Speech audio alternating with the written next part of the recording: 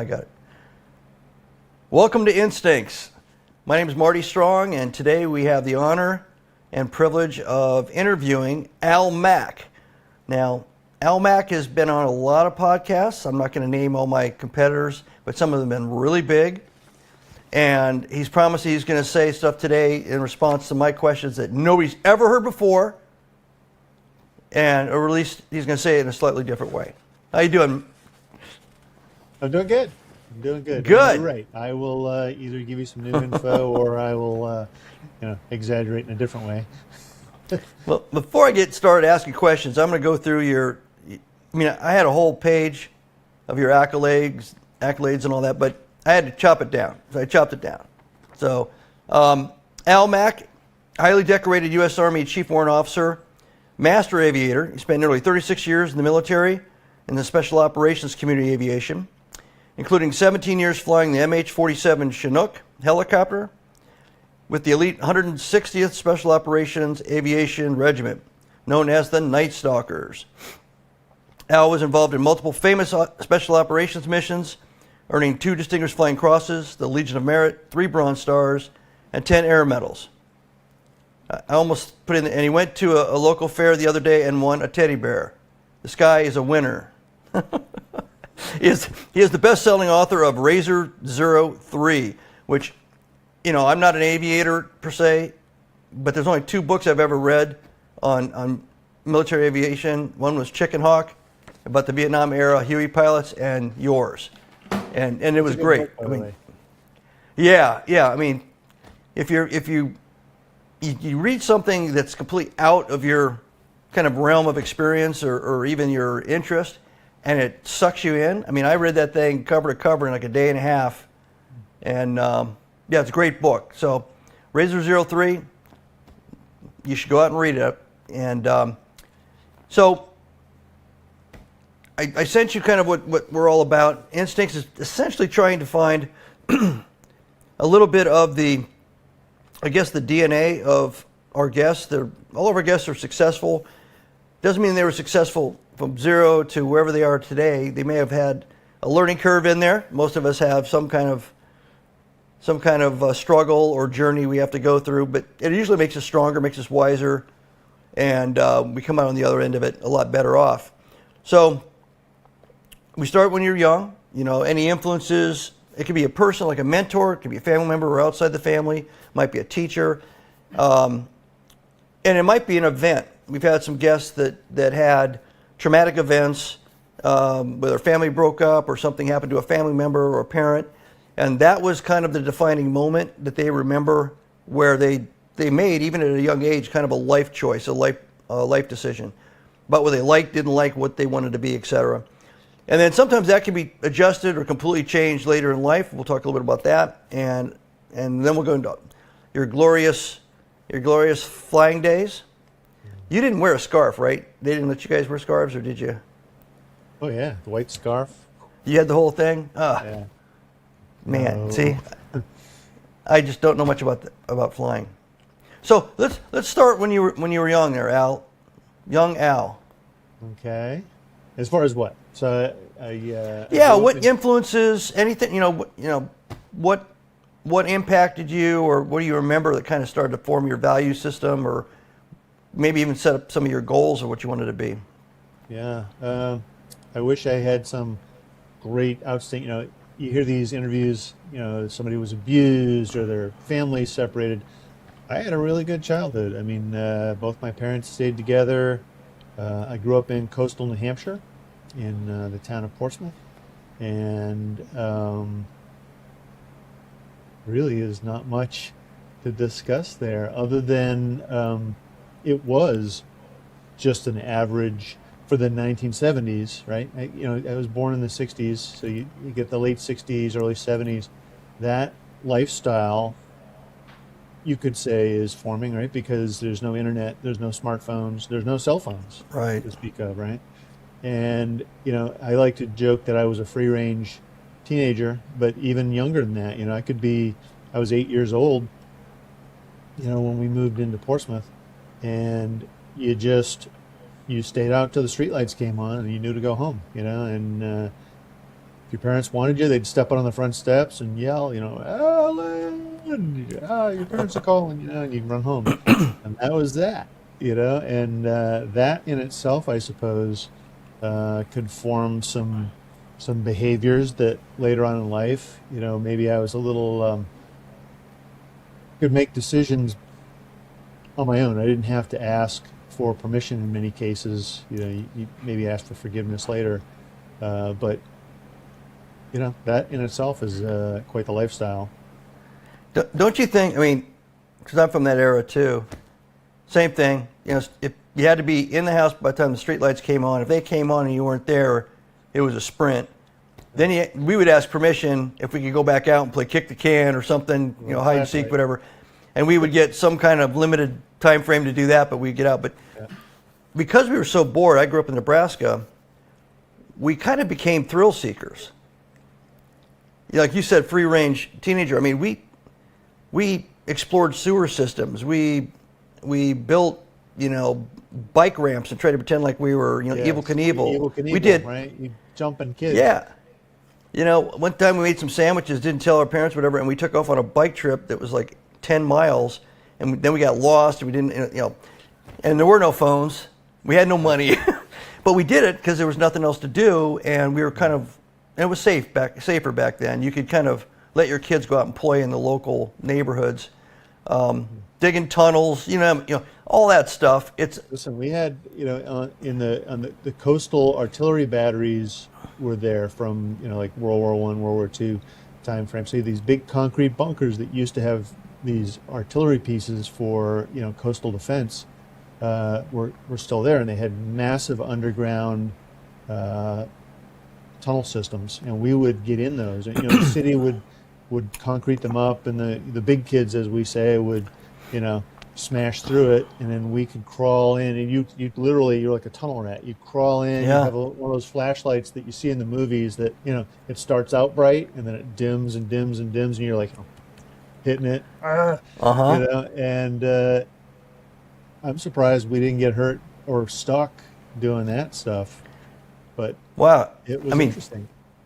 So we got that in common too. I spent 4 years when my dad was stationed in Japan, and we were playing baseball at a baseball diamond around the edge of the base. One of the baseballs got hit over the fence. One of the guys went over the fence. The ball went down a little incline. It went down there, and he found where the local the recent rain had washed down part of a covered Japanese bunker from World War II. Oh, wow. And apparently there were these fighting bunkers all around the edge of the base because it was a Japanese base before we took it, and massive tunnel systems, kind of like like a Vietnam style, with hospitals and living areas and weapons storage. And then at the mouth of a lot of them there was big anti-aircraft guns bolted into these big plates pointing towards this valley that was on the opposite side of where those guns were pointed. Well, we didn't know any of that, but when he came back and said, "Hey guys, get down here," we went down there. We did the same thing you were describing. We got the flashlights. It didn't work enough. Got in there, crawled in, and we saw all those things I described. Came back with Japanese helmets, just little gizmos and stuff we found in there. And it took about 2 weeks before somebody got caught. And then the Corps of Engineers went in there and bulldozed and sealed it up all over again. But, you didn't feel like you were going to get in trouble doing like that. It was just, you explored, Definitely. Did you play sports? Did you get involved in any kind of team sports? Or I tried baseball, and I wasn't any good at it. I tried football. I wasn't any good at it. So I went out for track, and I turned out to be pretty good at that. I ended up running I was a miler, and by today's standards, I wasn't very fast. I ran about a 450 mile, I think it was, maybe 440, yeah. And at the very end, like my senior year, I tried out for the decathlon, and I turned out I was pretty good at pole vaulting, and some of the other events. It would have been fun to know that, a couple of years earlier. That would have been fun. But yeah, track and cross country were my things. And in New Hampshire, you had spring track and winter track. Winter track was indoors. We did that at the University of New Hampshire. And spring, obviously you go to and from the other competitive schools and do your thing. Right. So, of course, I've read your book, so I know some of the answers to these questions, but you're getting towards the end of high school. Did you decide you wanted to go in the military? Did you decide you wanted to fly and the military was the way to go? I mean, how did you end up kind of segueing from being that free-range teenager and track star into... That's a good question. So I was going to go to college. Physical education was going to be the thing because I really didn't want to work too hard, and I thought that might be the easiest. And that may not be true, but that's what I thought at the time. And but I didn't really want to do that because I knew in my heart that I was just going to party, and it would be a waste of time and money to go to school and not learn anything except how to drink, drain a keg. So a friend of mine had been to the Army recruiter, and remember we had the Be All You Can Be commercials back then. Yep. I love those, and there was a couple of them that had to do with helicopters, and my friend told me about his visit to the recruiter, and it was a pleasant experience, and they were going to send him to Germany and do all these things, and he goes, "Hey, if you join with me, we can do it together. They'll guarantee that." So I thought, oh, that sounds pretty cool, right? So I went to the recruiter, and I said, "Hey, I want to be a pilot." Right? I saw these Be All You Can Be things, and they've got high school to flight school, street to seat, whatever they want to call it. And the guy's like, "Hey, pump the brakes, turbo. It doesn't quite work like that. You got to have something going for you. Like you're already a pilot, or you're a little more mature." But I was actually at the time 17. When I'm talking to this guy, almost 18, but 17. And he says, "Why don't you join as an aircraft mechanic, and then you can, learn about aircraft, learn the culture, learn, get some experience, mature a little bit, and then put in for flight school, and it's a lot easier to get in." Now, that is kind of twofold. Number one, he didn't get credit for officers. Right? He only got credit in his recruiting quota for enlisted people. So he wouldn't have, if I didn't join enlisted, he didn't get any credit for me. But I will say that it was good advice. There's no way in hindsight that I would have, if they'd have brought me in there, same reason I don't want to go to college then, is I was too immature and I knew it. And I really wouldn't have probably done that well in flight school. So, I did 9 years as an enlisted aircraft mechanic, and it was very helpful in my training later on. I'm glad I did it that way. I mean, I can see why, it's a critical function, right? It's not that all jobs in the military aren't critical in some capacity, but making sure that an aircraft flies, there's a bond. I've got several friends that they're pilots, fighter pilots, etc. And the bond between the pilots and everybody that touches that aircraft, even the supply chain guys are touching the parts that go to the aircraft. Everybody's intensely aware that if they screw up, something bad can happen, and somebody can die. So that had to mature you a lot quicker, I think.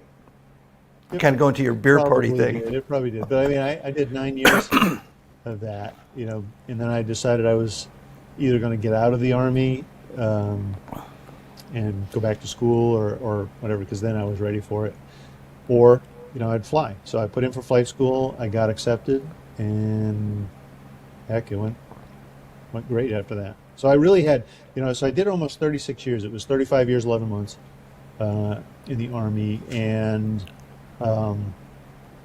people ask, how could you do it that long? And it's like, well, it was really 2 careers. The lifestyle of an enlisted mechanic, I was an E6, staff sergeant at the time, was one thing, and life as a warrant officer is a whole different lifestyle, and it's almost like two careers. It's almost like I joined 2 different military services. And by the way, the military evolved, as from when I joined, all of my leadership were Vietnam veterans. You know, and we still had equipment from the, you know, we wore the steel pot and the LBE, the web gear, and all that kind of stuff. As a matter of fact, I posted on Instagram the other day a picture I found of myself I was in Korea out with an M16 with a 20 round mag, a steel pot, you know, a mosquito tube of mosquito repellent in my helmet band, you know, and I got all kinds of great comments from people from that era, and it just, you know, so there's that evolution of that to the other equipment, and you know, going from green fatigues to BDUs to summer weight BDUs to the other different camouflage patterns. Um, Yeah, it it was was a, a, it was a crazy time. Well, the money started coming in, right? When Reagan yes. became When Reagan president, came in, all of a sudden, money, the pay went up, the equipment got better, we was started to be able to buy modernized. civilian stuff. The civilians started being able to create things for the military that were lighter, and yeah. I mean, but you missed out the one part about why you stayed in that long for the second piece. You got to fly. Yes, It wasn't that like was you were, awesome. you weren't like digging ditches or anything. You got to fly. Yeah, yeah, flying and getting paid for it. You know, so Yeah. I mean, did you take to it right away, or did you have any difficulties with it? And no, not at all. No, I pretty much was a natural at flying, and the cool thing is, in flight school, they had changed. Fort Rucker had changed over from the TH-55 helicopter, which was a little two-seat trainer, to the UH-1 because they were phasing them out in favor of the Black Hawk, but they had to have a new primary trainer, so they used the UH-1 Hueys, and I had been a mechanic on those. So when it came to my education in flight school, right, you've got to prioritize your efforts. You know, whether it's cubing, which is like rolling your socks and all that kind of crap, which has its place, or studying aircraft systems, aeromedical, aerodynamics, map reading, all that kind of stuff. And so my peers had to spend time, you know, they'd give you like an hour of study time at the end of the day, and you had to study all of the topics that, you know, were needed for that week. And while everybody else was studying aircraft systems, I already knew them. I could study aeromedical or, you know, aerodynamics, and whereas they were splitting their time, I only had to split my time between fewer subjects, and I was able to get a better grade point average because of that. And because of that, I ended up flying Chinooks at the end of the course. yeah, Probably but got good enough. you must have had some natural ability. I mean, flying Oh, I'm good. helicopters are I'm not good. I just mean, it's flying an I'm a airplane. great I mean, pilot. I was an instrument pilot. You can jump in the seat. It's not that different from a car once you're up. It's like, you don't have collectives and all the other stuff. You're not worried about spinning around constantly. You just kind of go. Yeah. Yeah, I know. I have a couple of friends that have always wanted to go and learn how to be a helicopter pilot, and then they look into it and talk to some people, and they go, "Nah, nah." It's not so much the studying part. It's just they're afraid to. It's a fear of failure. They think they're going to look like an idiot. Um, And you will look like an idiot when you start. I mean, yeah, it takes some time to learn how to hover in particular. You know, a stationary hover is not easy to learn. Once you do, it's natural. You know, it's almost like riding a bicycle, you know, without training wheels. Once you learn to do it, your body just does it. You know, there's yeah. no thinking about it. Well, we didn't have the advantage like the Nightstalkers as an assigned unit. We didn't have any kind of special unit like that for a long time in the SEAL teams. We used to borrow helicopters. We used to take boxes, go to supply and get boxes of K-bar knives, and we would go to where the reserves were training in Hueys usually. Sometimes with the Navy it was like a CH-46 vertical replenishment type helicopter. And they have to get so many flight hours in, right? And we knew that. So we would try to negotiate that they could get flight hours in, support us, so we could at least get some time in a helicopter, getting in, getting out, fast And get roping a out. knife. Right, and they get a knife. And sometimes the whole crew gets a knife. And pretty much from the late 70s into the early 80s, say 84, 85, that was how we got air assets. That's how we trained. And so you got the luck of the draw. When they're all good people, but they're reserves or National Guard, and you know how difficult it is to try to come screaming in and stop on a dime and throw a fast rope out on a particular spot on a particular building at night. And it turned out that the CH-46 Navy helicopters were absolute naturals, because that's what they did. They screamed up to the back of a ship, spun their butt around, and dropped off pallets, dropped off stuff and everything while the ship's moving. And then they would. So if we could get them, after a while, we just tried to get them until U.S. Special Operations Command stood up, and then we had access to guys like you and also the Air Force version of you. But yeah, we did a lot of flares. It would take us like 20 yards to stop. Guys dangling off of fast ropes because there was still some drift after the fact. There is something to be said for taking it easy and smooth and slow. Like, in your mind, you're thinking you want to whip in and do your thing, but it's hard to stop when, it's just that old saying, slow is smooth, smooth is fast. Yeah. And if you can just sort of slow yourself down a little bit, you actually look cooler than if you try to whip it in there.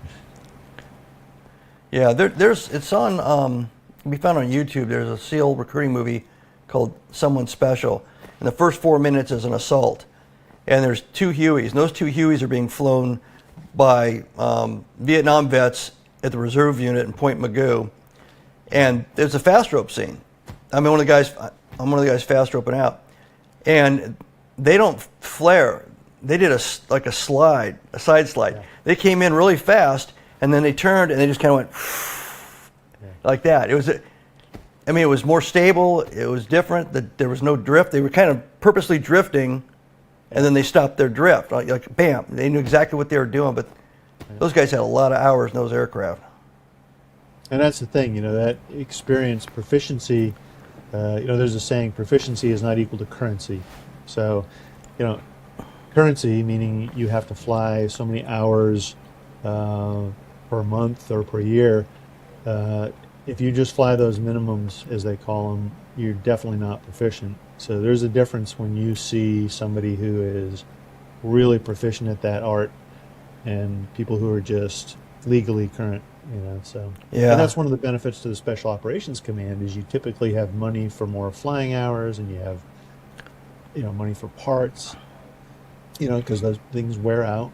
So you got to keep the aircraft flying, and the guys are much more proficient just based on that, if nothing else. Yeah, we categorized things in different ways to kind of figure out when we were going to train and how much we were going to train. It was the perishability is what we used. So the perishable skills, like you're talking to, some things you might be able to retain the proper level of execution for 4 months. And at that point, tradition showed you that you were going to start to degrade.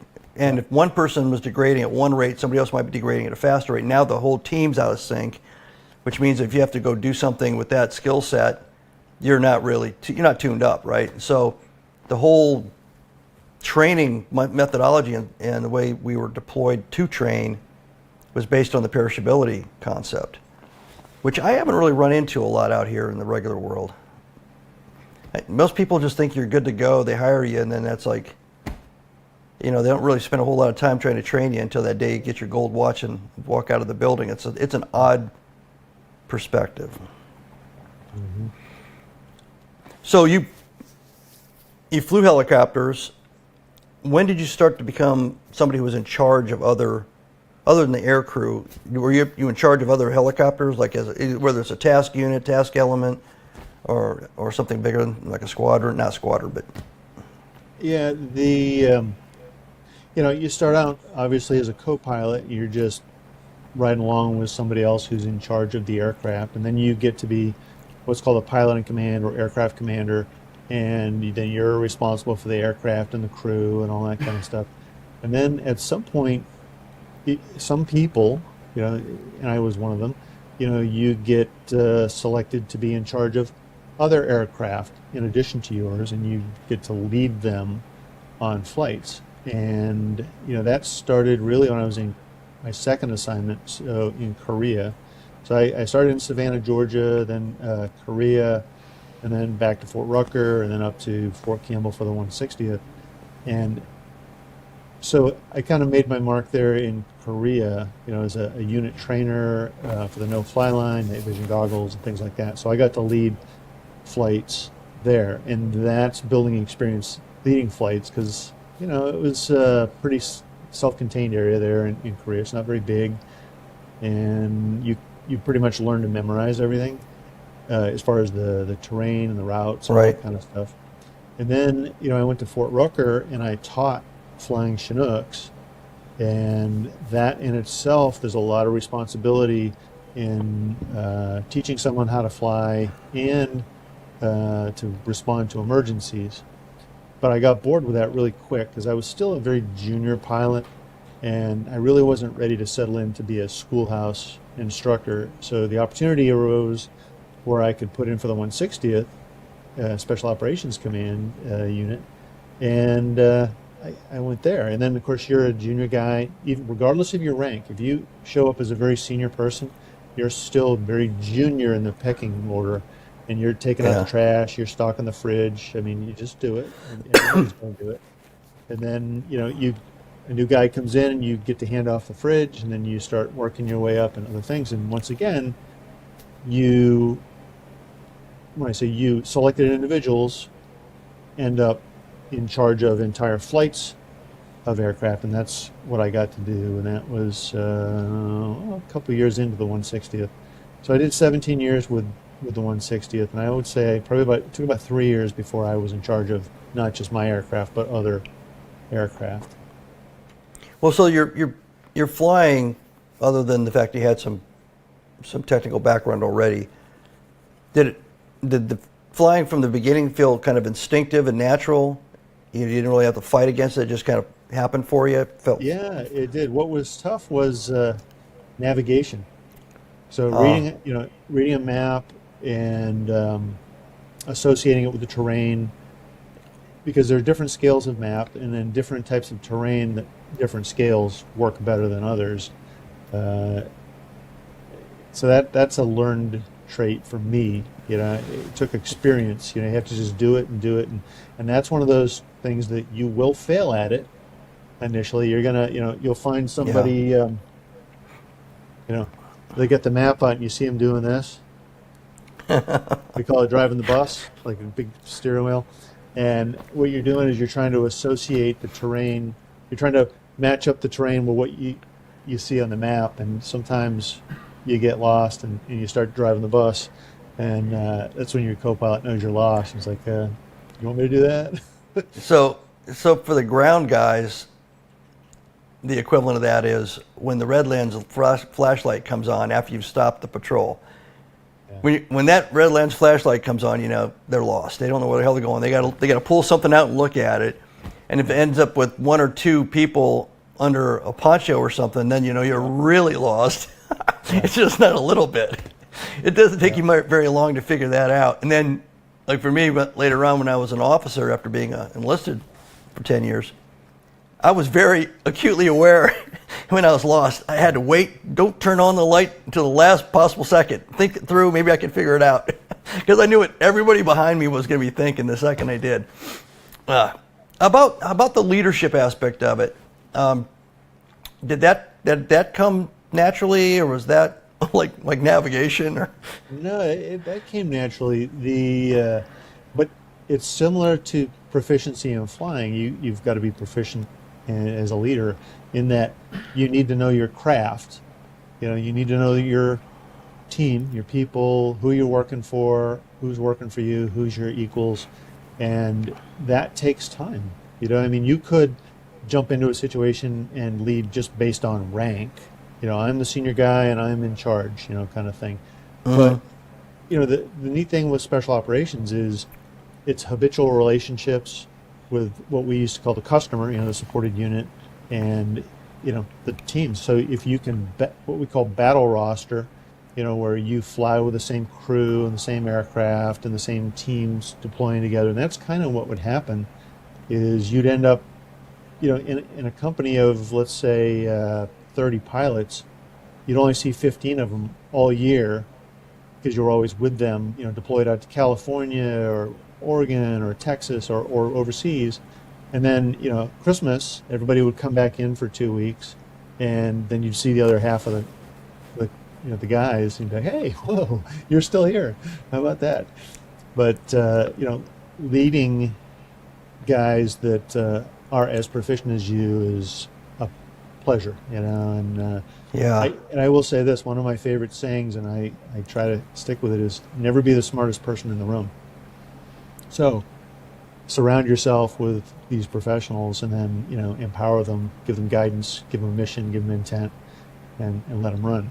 And that's done me well, through the years, and that was taught Yeah. to me.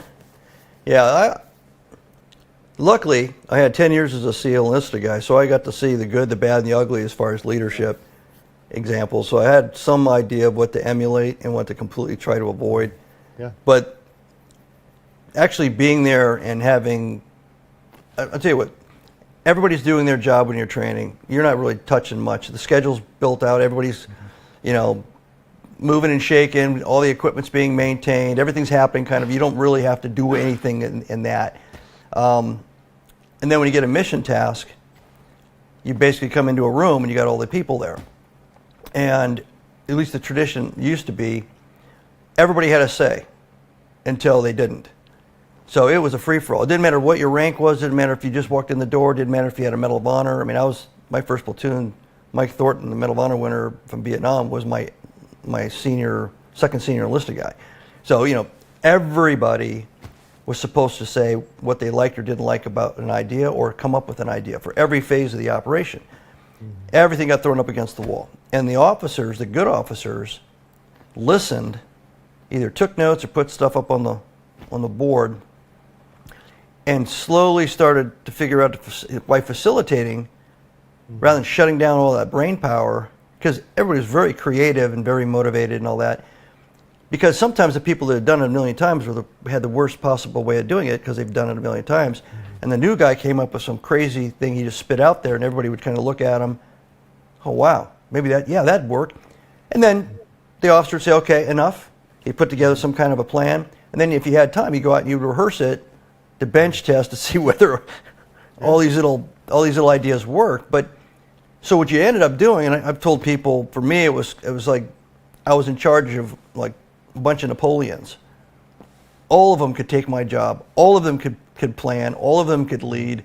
And my job was to try to figure out, how to make the most use of all that brain power and talent in whatever time I was allotted before we actually had to go and do something. I used to call it, that part there, I would say it was collaboration mode. And I'd tell the guys, all right, we're in the planning cell. Yeah. We're in collaboration mode. No idea is stupid, bring it up.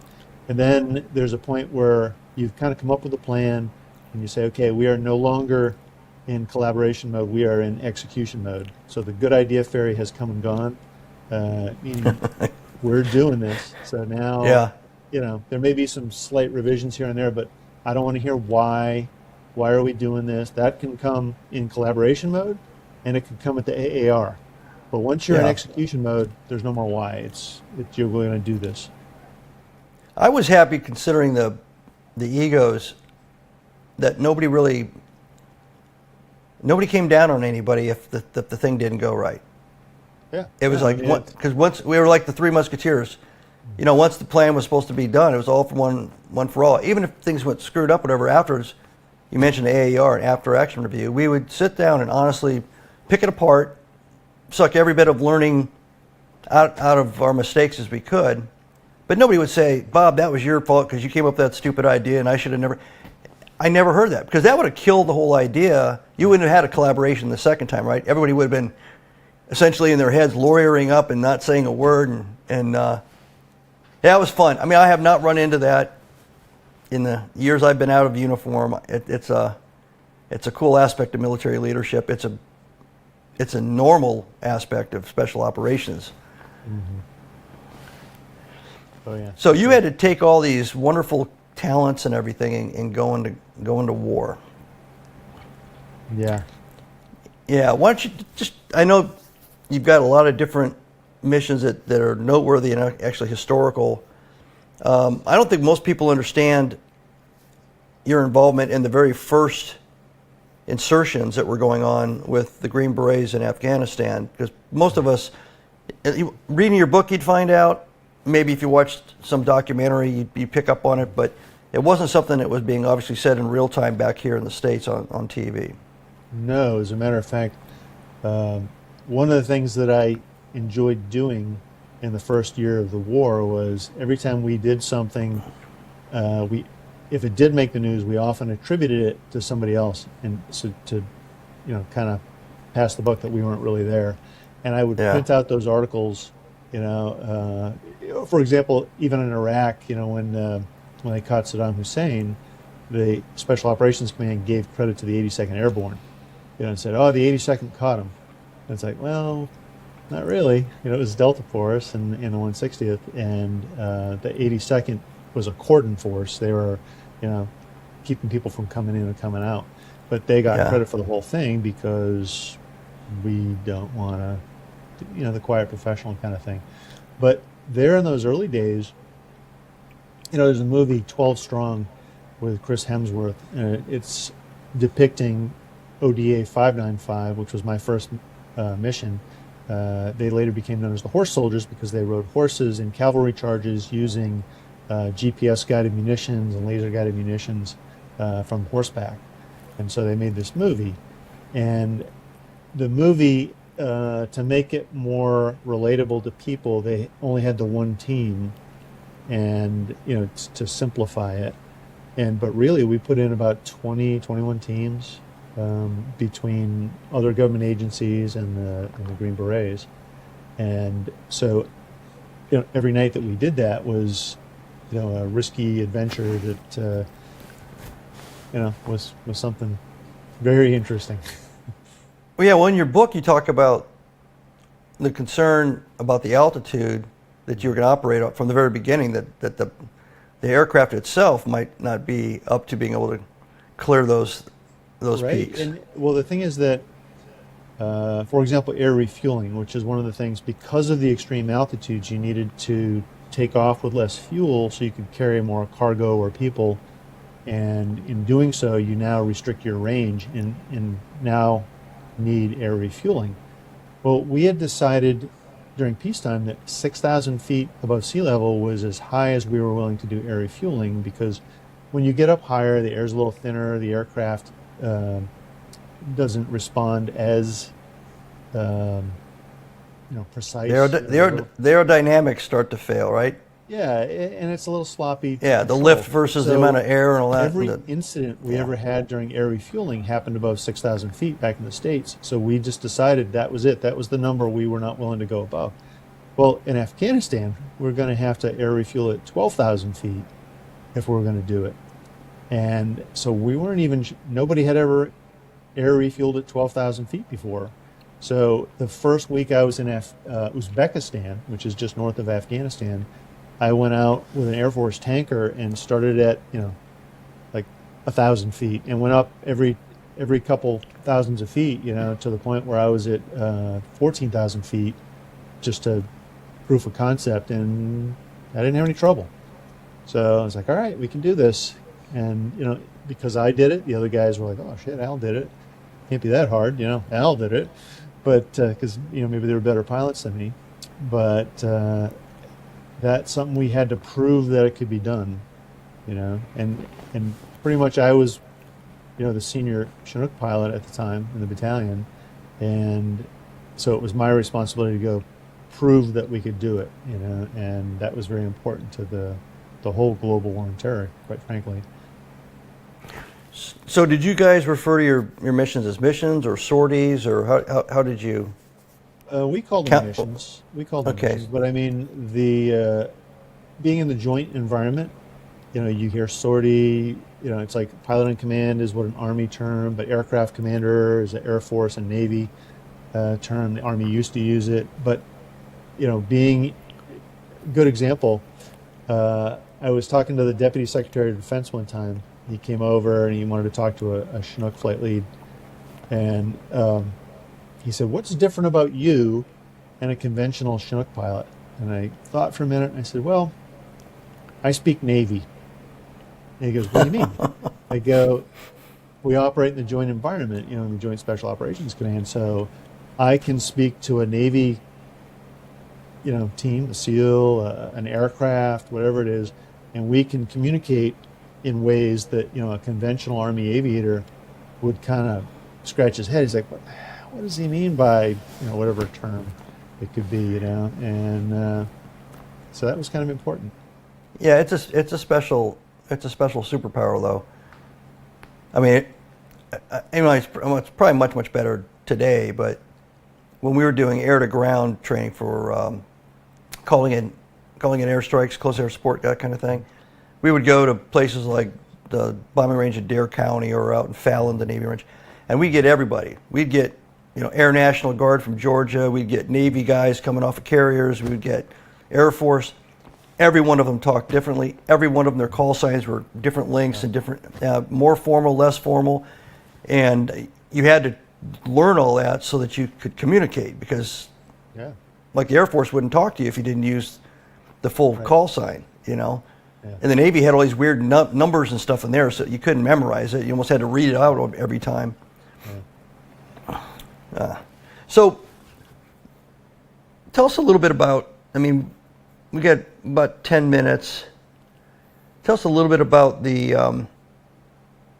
most impactful mission that you did, and it may not be the one that got made into a movie or anything, but the one that you really felt like either that's the one I really did a great job in, or that's the one I learned the most from, or what we did was a huge impact on events. The very first mission, that horse soldier infill, really set the precedent for the entire war as far as the special operations helicopters went, and that's because we used the terrain following radar, which we'd never been allowed to use before in the clouds, in the mountains, because it was considered too risky.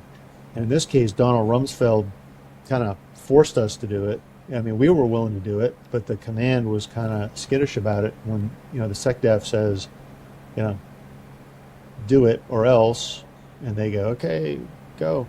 And so we did it, and we got good at it. Really good at it. To the point where nowadays, if you run into a problem in the clouds, in the rain, in the snow, in the mountains, you flip that radar on and do your thing. But that was the most impactful that I had. But probably Marcus Luttrell's rescue was the culmination of all the skills I'd learned when it came to ingress, egress routes, timing, sequencing with fires platforms, and that was a good one. That's in the book as well. Okay, let's pause for a sec. Can you see that I came off screen? Yes. Camera battery or something? No, it's on power. Actually,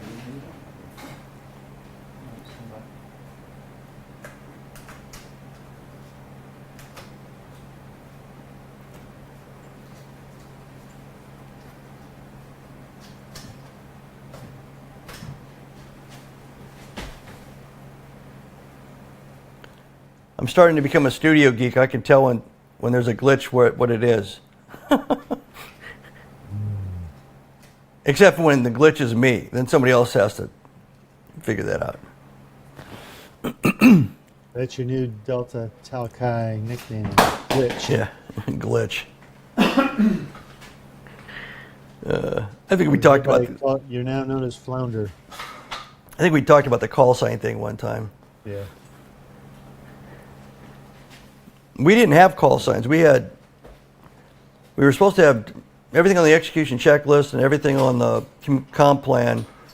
Every mission was supposed to be changed.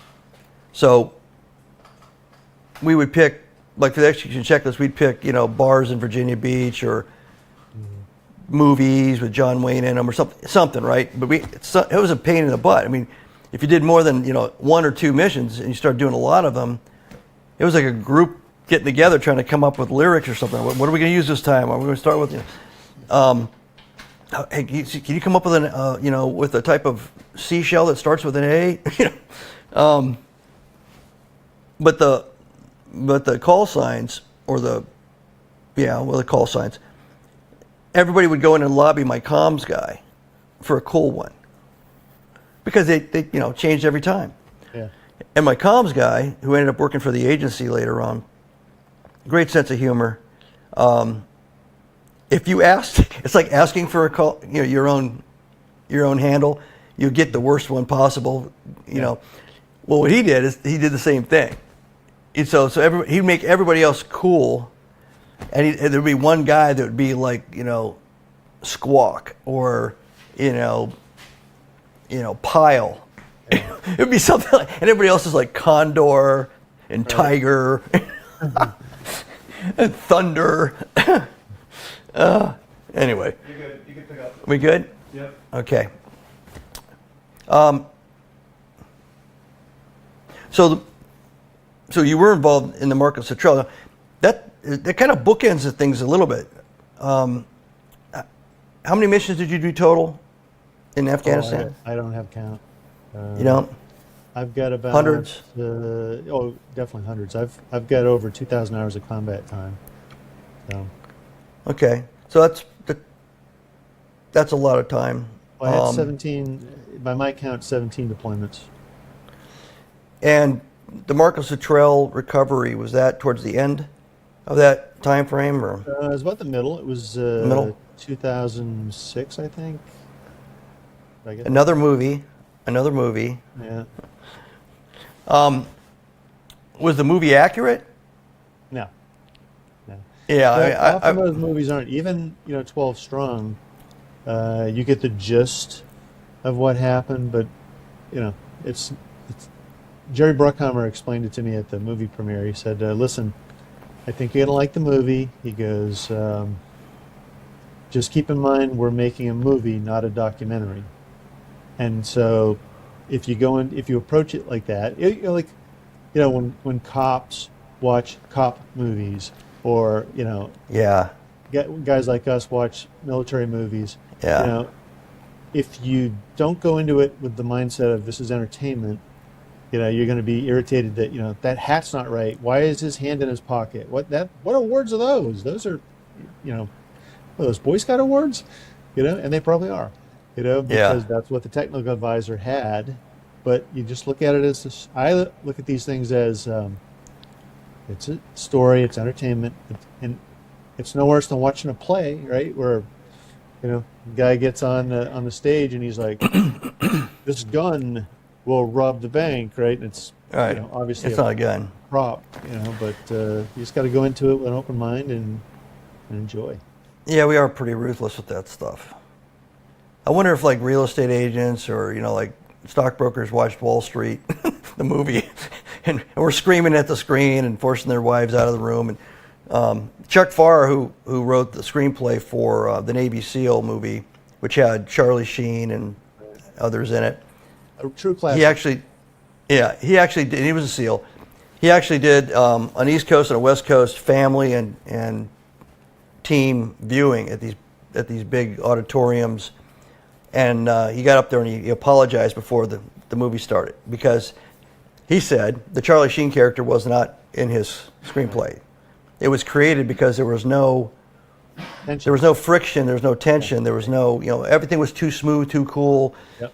And he goes, and everybody in this room is going to realize after the movie's over that guy wouldn't have made it through the first week of selection, kind of thing. I'm glad I heard it, because we would have all been going like, what? Yeah. But it's entertaining for everybody that doesn't have to scream at the TV.